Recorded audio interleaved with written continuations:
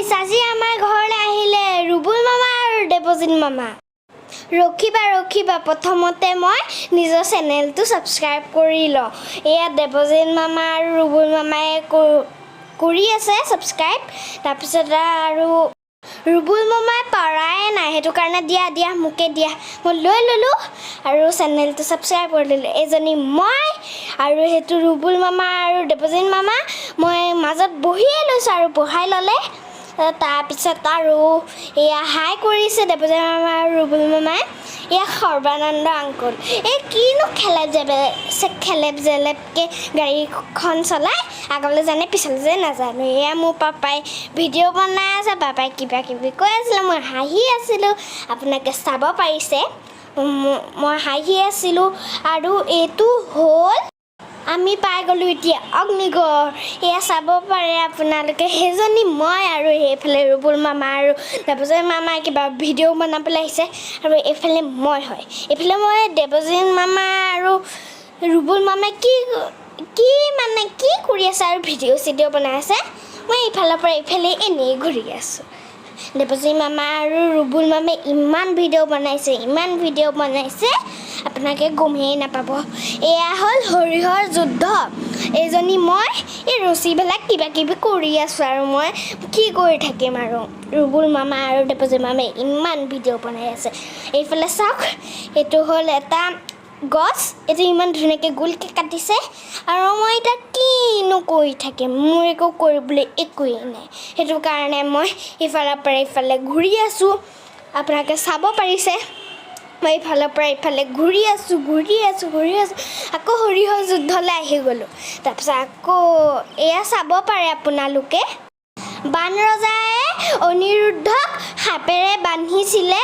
আৰু এইফালে ৰুবুল মামা আৰু দেৱজিৎ মামাই ইমান ভিডিঅ' বনাইছে এয়া হ'ল গন্ধ প্ৰতিভা লগত আছিলে চিত্ৰলেখা আকৌ আহি গ'লোঁ হৰিহৰ যুদ্ধলৈ এয়া চাওকচোন ইমান সোপা মানুহে ফটো উঠি আছে এয়া হ'ল অনিৰুদ্ধ শুই থাকোঁতে চিত্ৰলেখাই উঠাই লৈ আনিছিলে চিত্ৰলেখাও বাৰু কম নহয় দেই এয়া চাব পাৰে আপোনালোকে এইফালে মই নামি আহি আছোঁ আৰু পাপাই বহুত সোপা জেগা দেখাবা আপোনালোকক মই দেখাই আছোঁ ব'লক আগলৈ এইটো হ'ল এটা মাছৰুমৰ ঘৰ আপোনালোকে চাব পাৰিছে সেইটো মাছৰুমৰ ঘৰ হয় মই এতিয়া তললৈ নামি যাম আপোনালোকে চাই আছে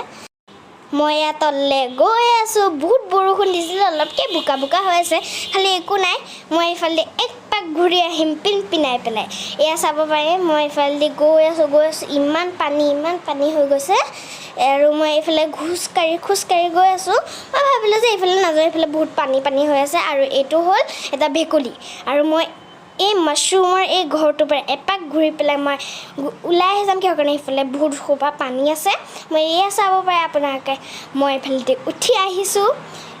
এয়া চাব পাৰিছে আপোনালোকে মই এইফালেদি উঠি আহি আছোঁ আৰু এইফালে আৰু মানে আৰু মই এইফালেদি উঠি আহি আছোঁ আৰু এতিয়া মই যাম নিগনি ঘৰ এইটো চাব পাৰে আপোনালোকে মোৰ এটা সৰুকৈ নিগনি ঘৰ বহুত কিউট হয় তাৰ ভিতৰত নিগনি আছেনে নাই মই সেইটোও নাজানো বাৰু ইয়াতে আছেনে নাই আৰু এতিয়া মই দেখাম আপোনালোকক শিৱ এয়া চাব পাৰে শিৱ বাবাই এয়া বহি আছে এয়া চব মানে ফটো মাৰিছে